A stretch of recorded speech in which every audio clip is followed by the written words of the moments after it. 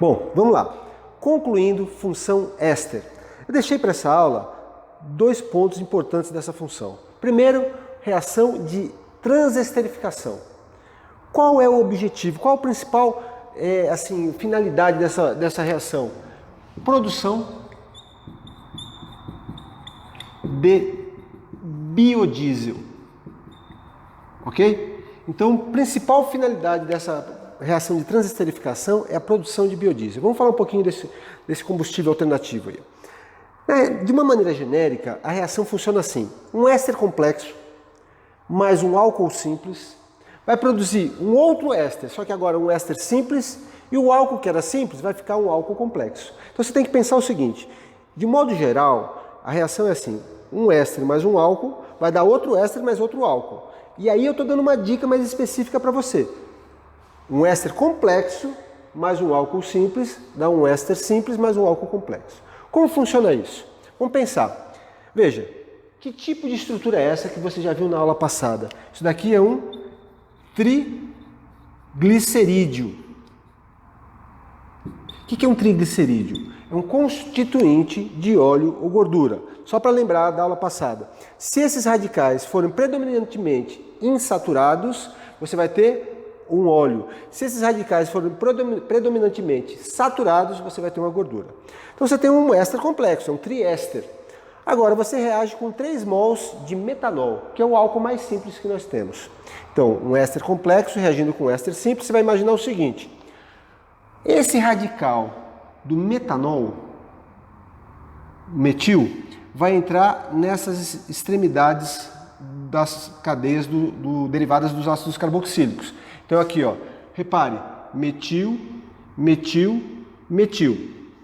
Se R1 for igual a R2 igual a R3, eu terei aqui 3 mols de um mesmo éster. Porém, se R1, R2 e R3 forem radicais distintos, eu terei, na realidade, uma mistura de ésteres, ok? Todos eles mais simples que a molécula do triglicerídeo. Beleza? Agora, o que vai acontecer com essa hidroxila? Veja, quando eu quebro a cadeia do triglicerídeo aqui, eu não tenho 3 valências livres nesse radical que é o radical glicerila? A essas 3 valências livres, eu vou colocar os 3 mols de OH derivados do metanol, ok? Então eu tenho um éster simples, ou uma mistura de ésteres simples, e o propanotriol, glicerol ou glicerina. Você fala assim, Marcelo, beleza, e quem é o biodiesel nessa história? Esses ésteres aqui, ó, biodiesel. Esses ésteres que constituem o biodiesel. Aí você fala assim, beleza, como isso cai? O que é importante eu saber do biodiesel? O biodiesel é importante você saber o seguinte, quais são as vantagens? Por que é importante você saber qual é o interesse de se produzir biodiesel? Vamos pensar. Primeiro, é uma energia renovável. Por quê? Porque ele pode ser obtido a partir de várias oleaginosas, ok? Então, esse triglicerídeo aqui, que eu coloquei nesse momento, pode vir de oleaginosas.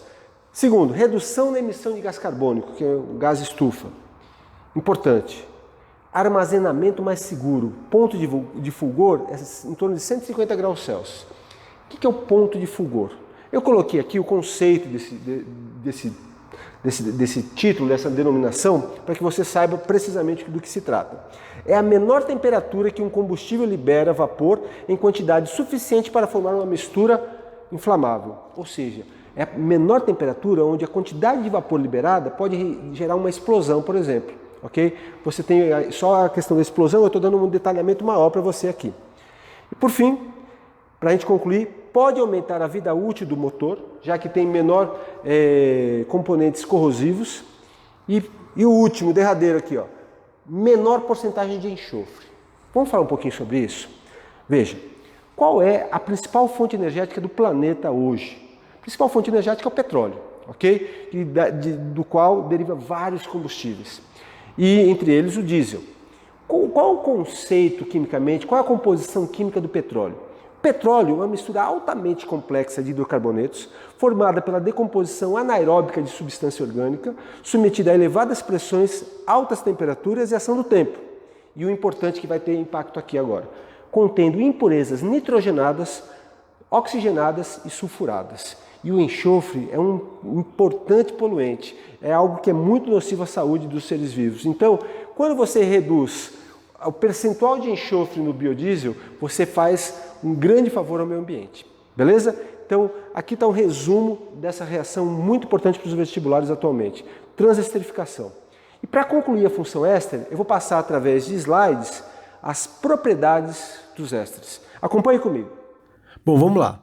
Propriedades dos éteres. Forças intermoleculares.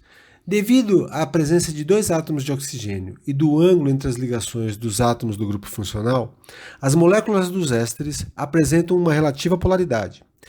Essa polaridade é mais acentuada nos ésteres com cadeia carbônica pequena, como o metanoato de metila, no qual predominam forças de dipolo permanente.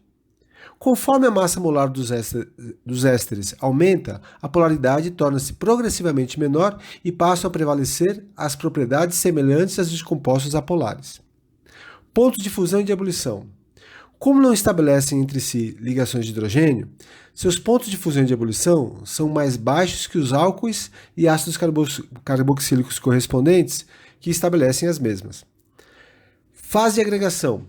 Os ésteres que possuem massa molar baixa são líquidos. À medida que a massa molar aumenta, passam gradativamente de líquidos oleosos e viscosos a sólidos. Densidade, vamos lá. Apenas os ésteres mais simples, como, por exemplo, o etanoato de metila, são menos densos que a água. Os demais são ligeiramente mais densos. Solubilidade. Os ésteres de massa molar baixa são parcialmente solúveis em água. Os demais são insolúveis. Propriedades organolépticas.